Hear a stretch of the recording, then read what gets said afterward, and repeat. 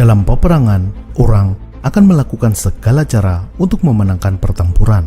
Karena dalam perang, pilihannya adalah membunuh atau terbunuh. Namun demikian, dalam perang ternyata ada hukum-hukum perang yang harus dipatuhi. Ada praktek-praktek yang dilarang dilakukan dalam peperangan. Misalnya, menyiksa tawanan perang, menyerang personil medis atau palang merah, dan membunuh warga sipil yang tidak melakukan perlawanan.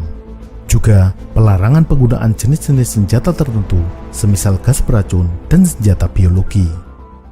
Namun, ada beberapa praktek-praktek atau penggunaan senjata tertentu yang dikira oleh sebagian orang dilarang dalam perang, padahal sebenarnya tidak. Salah satu aturan dalam perang yang kadang disalahpahami adalah tentang menembak pasukan terjun payung yang sedang berada di udara. Misalnya, ketika ada video pertempuran di mana pasukan di darat menembaki pasukan terjun payung yang berada di udara, banyak yang berkomentar bahwa hal tersebut merupakan pelanggaran hukum perang dan merupakan kejahatan perang. Benarkah demikian?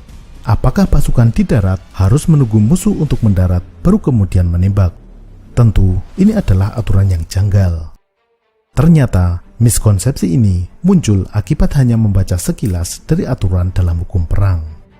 Dalam Protokol 1 tambahan terhadap Konvensi Jenewa tahun 1949, penyerangan terhadap parasutis atau penerjun payung merupakan kejahatan perang. Namun, yang dimaksud parasutis di sini tidak mencakup semua penerjun payung. Aturan mengenai penyerangan terhadap penerjun payung dalam protokol tersebut terdapat dalam pasal 42 mengenai occupants of aircraft atau awak dan penumpang pesawat. Pada ayat 1 berbunyi, "No person parachuting from an aircraft in distress shall be made the object of attack during his descent."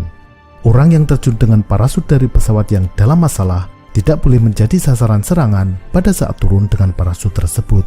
Kuncinya di sini adalah aircraft in distress, yaitu orang tersebut terpaksa melompat dari pesawat karena pesawatnya mengalami permasalahan. Misalnya, pilot pesawat tempur yang melompat dengan kursi lontar atau kru pesawat pembom yang berloncatan menyelamatkan diri ketika pesawatnya tertembak dan akan jatuh. Orang-orang yang menyelamatkan diri tersebut hampir pasti akan mendarat di wilayah musuh dan pada akhirnya menjadi tawanan perang. Orang-orang tersebut juga dalam keadaan tidak berdaya karena tidak dilengkapi dengan persenjataan yang memadai.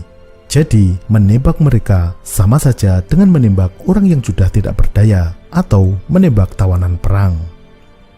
Kemudian, pada ayat 2 diatur bahwa ketika mencapai tanah di wilayah yang dikuasai oleh pihak lawan, orang yang terjun dari pesawat yang mengalami masalah harus diberi kesempatan untuk menyerah sebelum menjadi sasaran serangan.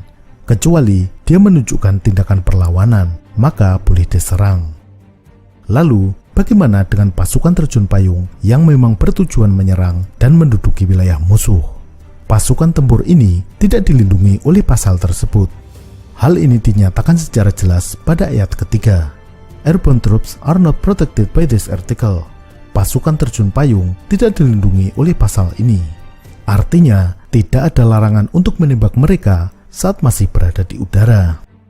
Untuk menegaskan pembedaan ini, dalam petunjuk lapangan yang diterbitkan oleh Angkatan Darat Amerika dalam bagian tentang The Law of Land Warfare, dinyatakan bahwa hukum perang tidak melarang menembak pasukan terjun payung atau orang lain saat berada di atas yang diyakini sedang melakukan misi penyerangan.